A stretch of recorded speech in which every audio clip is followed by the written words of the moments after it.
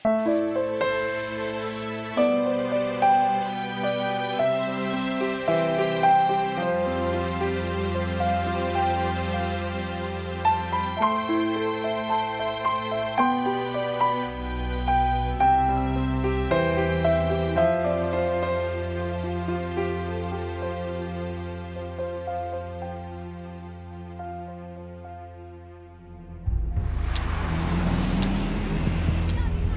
do we act when we're in crowds, when we all want to get to the same place at the same time, we all want the best view, and we have to put up with other people's behavior? When the pressure is on, it can really test how we regard other people. Hello, I'm Bruce Marciano. Welcome to Who is Jesus? A 6-episode exploration of the life and the teachings of Jesus. In this, the third part of our journey, we'll be considering some of the big questions in relation to how we treat each other. Tolerance of others helps us get along with people with whom we disagree. But is tolerance enough? In his novel, 2 Cheers for Democracy, E.M. Forster suggests, tolerance is just a makeshift, suitable for an overcrowded and overheated planet. It carries on when love gives out, and love generally gives out as soon as we move away from our home and our friends. Forster suggests that as we move away from our circle of loved ones, love gives way to tolerance. So if tolerance is just a makeshift, is there a better way? How can we actually learn to treat each other better? In this episode, we'll be exploring what Jesus had to say about how we relate to each other and the wider world around us. In the last episode, we saw how Jesus treated people who were sick, how he had compassion for them, and how he ultimately shared in our suffering. Bring them here to me.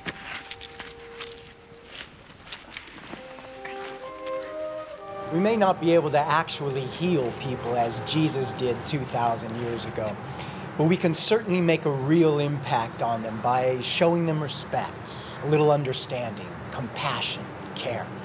In other words, showing them some of the same love that Jesus showed them. Let's check out what Jesus had to say on this important topic.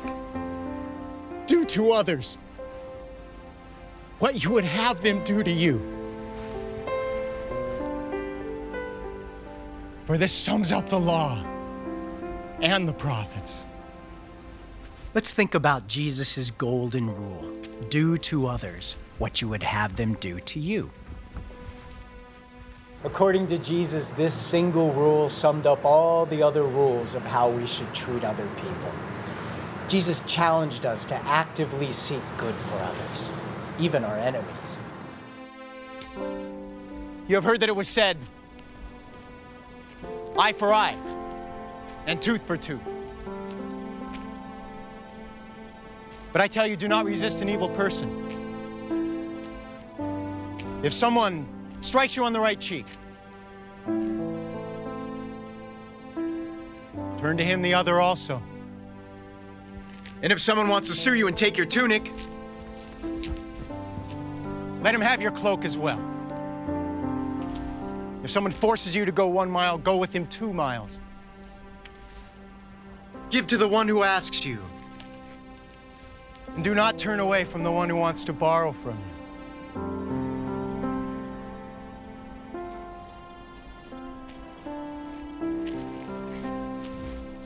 You have heard that it was said, love your neighbor and hate your enemy. But I tell you, love your enemies and pray for those who persecute you, that you may be sons of your Father in heaven. He causes his sun to rise on the evil and the good and sends rain on the righteous and the unrighteous. Forgiveness is an important part of healthy relationships of any kind. Where Jesus lived and taught in Capernaum, he used stories to best explain what he meant. This is a story he told in response to a question from his friend Peter about forgiveness. Then Peter came to Jesus and asked, Lord, how many times shall I forgive my brother when he sins against me?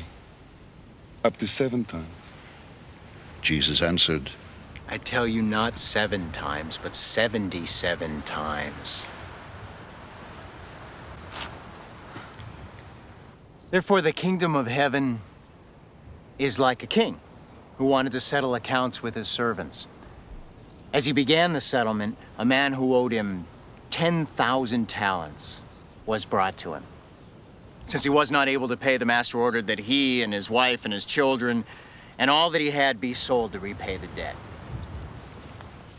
The servant fell on his knees before him. Be patient with me, He begged.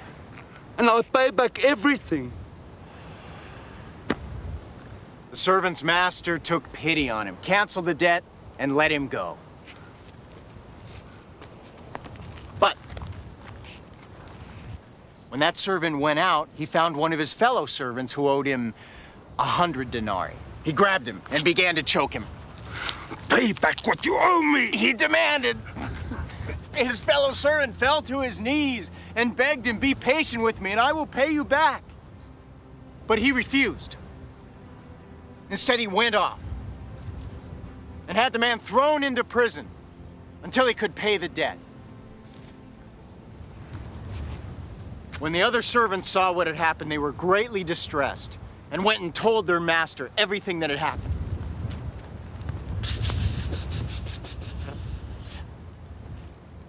Then the master called the servant in.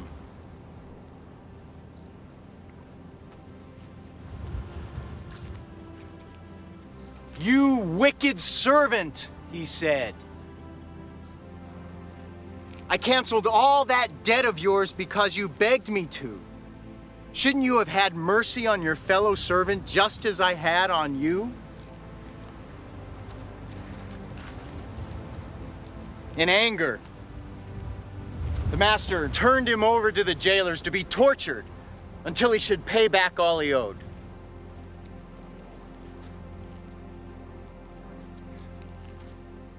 This is how my heavenly Father will treat each of you, unless you forgive your brother from your heart.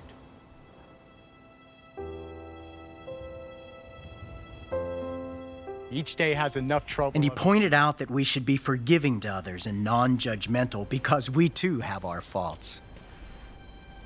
Do not judge, or you too will be judged. For in the same way you judge others, you will be judged.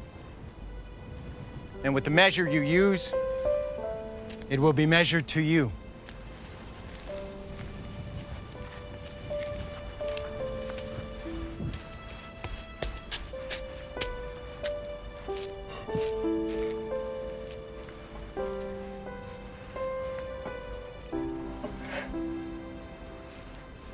Why do you look at the speck of sawdust in your brother's eye and pay no attention to the plank in your own eye? How can you say to your brother, "Let me take the speck out of your eye," when all the time there is a plank in your own eye? You hypocrites.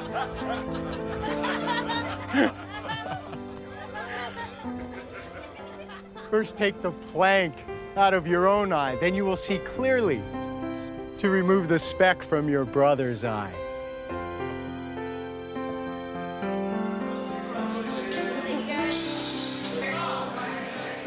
But Jesus' teaching on treating others well, it wasn't just theory to him.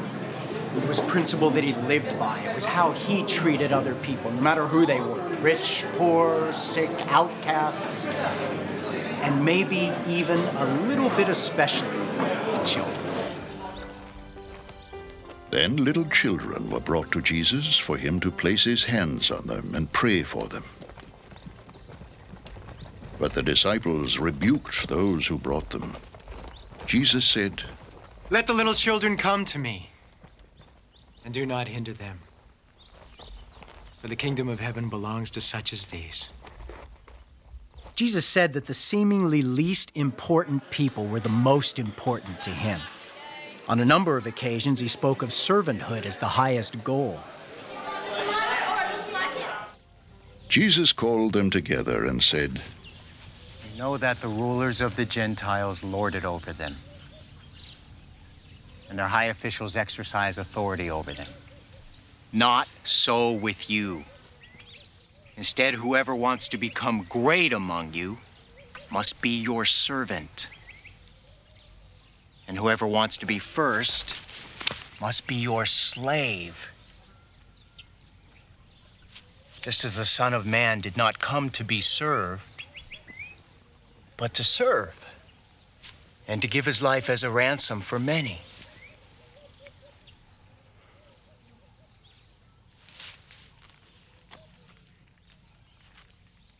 Once again, Jesus urged for humility. The greatest among you will be your servant. For whoever exalts himself will be humbled. And whoever humbles himself will be exalted. And Jesus urged people to remember what was most important. Woe to you, teachers of the law and Pharisees, you hypocrites! You give 1/10 of your spices, mint, dill, and cumin, but you have neglected the more important matters of the law: justice, mercy, and faithfulness. You should have practiced the latter without neglecting the former. In Jesus' day, the religious leaders adhered to strict rules about the way they should live. One example is in relation to the Sabbath, a special day God gave the people to worship and honor Him. So many rules had been added to what people should and shouldn't do on that one day each week. Even the most religious people found it hard work to keep all the rules. Jesus wanted to show them a better way, and that people are more important than rules, even religious rules. At that time, Jesus went through the grain fields on the Sabbath. His disciples were hungry and began to pick some heads of grain and eat them.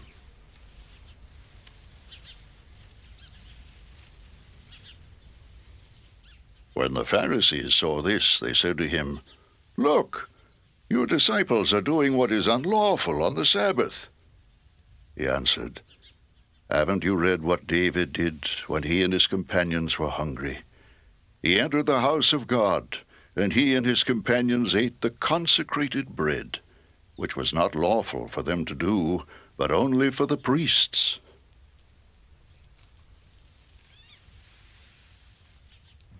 Or haven't you read in the law that on the Sabbath, the priests in the temple desecrate the day and yet are innocent? I tell you that one greater than the temple is here. If you had known what these words mean, "I desire mercy, not sacrifice," you would not have condemned the innocent.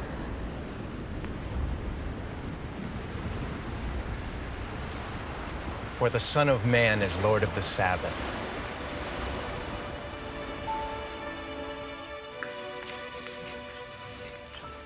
Going on from that place, he went into their synagogue, and a man with a shriveled hand was there. Looking for a reason to accuse Jesus, they asked him, "Is it lawful to heal on the Sabbath?"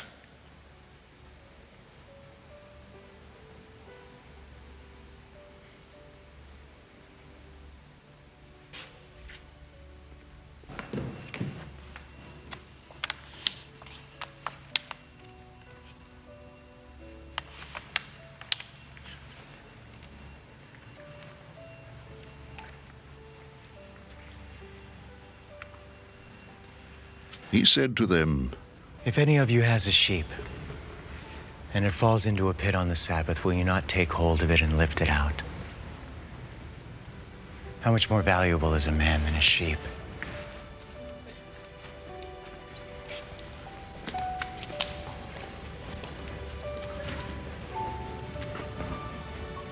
Therefore, it is lawful to do good on the Sabbath. Stretch out your hand.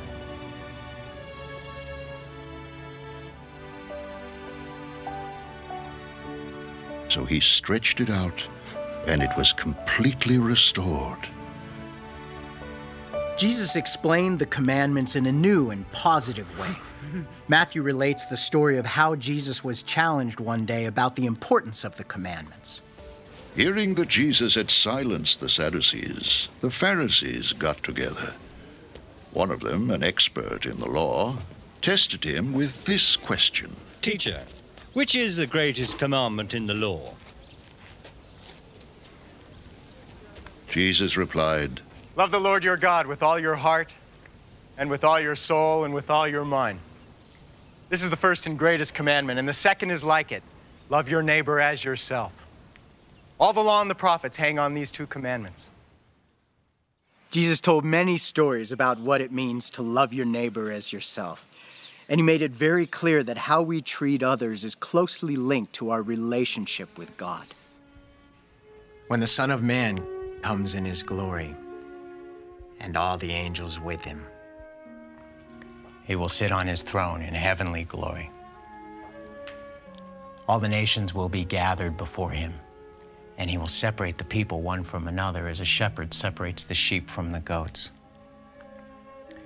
He will put the sheep on his right and the goats on his left. Then the king will say to those on his right, "Come, you who are blessed by my Father, take your inheritance, the kingdom prepared for you since the creation of the world. For I was hungry, and you gave me something to eat. I was thirsty, and you gave me something to drink. I was a stranger, and you invited me in. I needed clothes, and you clothed me. I was sick, and you looked after me. I was in prison, and you came to visit me." Then the righteous will answer him, "Lord, when did we see you hungry and feed you, or thirsty and give you something to drink? When did we see you a stranger and invite you in, or needing clothes and clothe you? When did we see you sick or in prison and go to visit you?" The king will reply, "I tell you the truth. Whatever you did for one of the least of these brothers of mine, you did for me."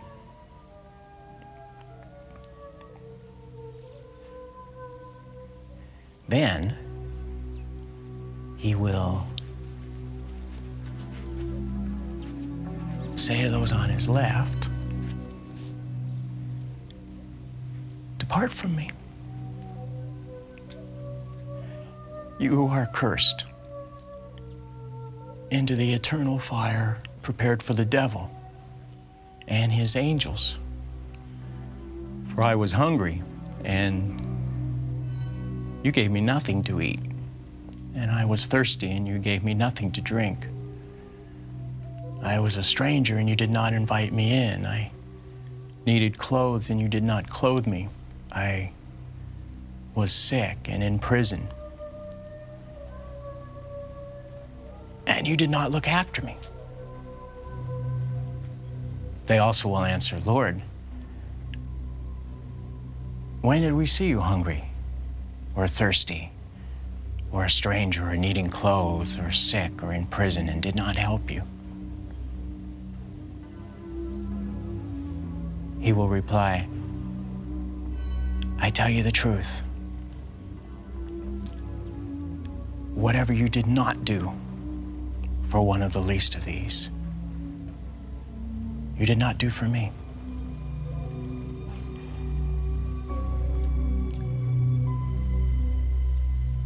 Then they will go away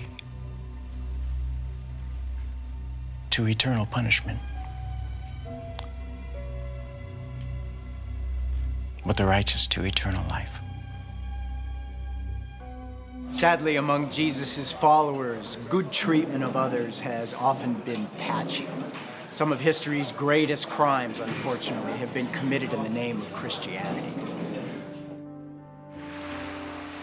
On the other hand, some of the finest examples of true service to others can be found among followers of Jesus who have taken seriously his statement that what you do to the least of these brothers, you do to me. Heroes such as Martin Luther King, Mother Teresa, Desmond Tutu, Bono, and countless lesser-known servants of humanity have been inspired by the teachings of Jesus to work to make the world a better place. Christian organizations and welfare agencies have always worked hard all over the world to alleviate poverty, end slavery where it exists, provide education, bring medical aid to the sick and the dying. Within your local community, there are followers of Jesus working in obvious or less obvious ways to treat others as he taught us to. This goes further than tolerance, further than just putting up with people. It's about truly loving others and wanting what's best for them, even people that you might find hard to love, even people you might describe as an enemy. I know, that's a serious challenge. Jesus lived what he taught. That's an exciting reality. Jesus talked about forgiveness, and he also forgave.